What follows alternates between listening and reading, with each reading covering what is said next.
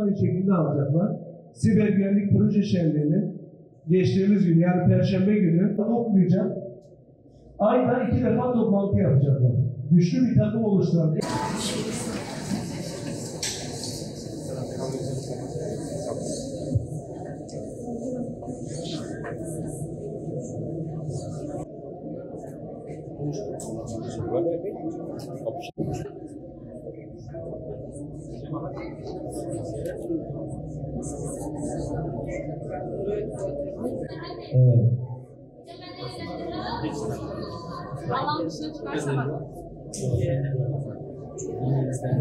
Robotumuz 2 servo ile beraber 2 tane servo motorlarımız bulunuyor.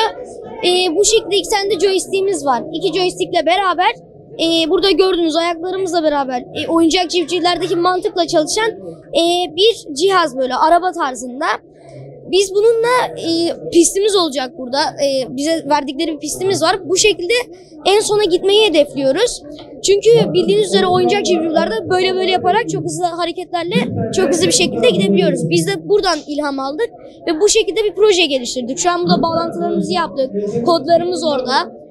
Bu şekilde de bunun pistte en iyi şekilde verim vereceğini düşünüyoruz.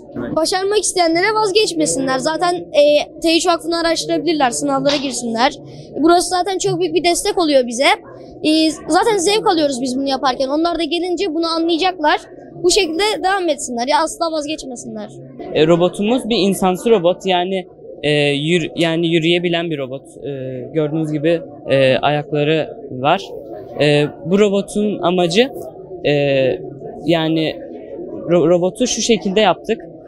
Robotta servo motorlar var. Yani servo motorlar istediğimiz gibi kontrol edebildiğimiz motorlar. Biz kontrol ederek bu motorları ve çubuklarla da birleştirerek bir robot yaptık. Gerçekten çok eğlenceli bir şey. Yani bu yolda gerçekten sabır lazım ve çok eğlenceli, yani bana göre çok eğlenceli. Çok güzel bir farkındalık oluşturdular. Çok güzel bir deneyim oluşturuyor. Çocukları bilime teşvik ediliyor ve çocuk yaşta bunu öğretiyorlar. Çok güzel bir deneyimleri oldu. Biz memnunuz. Çocuğumuz da burada olduğundan dolayı da çok mutlu. El becerileri, diğer teknolojik açıdan becerileri arttı, farkındalık oluştu, bilime karşı çok faydasını gördük biz kendimiz. Özellikle Legoları zaten çok seviyordu. Deney yaptı kendisi için bir Lego'nun uygulamaya geçmiş hali oldu.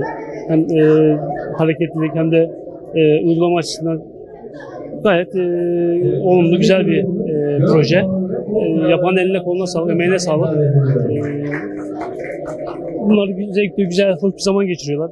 Derslerden ziyade uygulama olduğu için daha verimli, daha güzel geçen bir proje.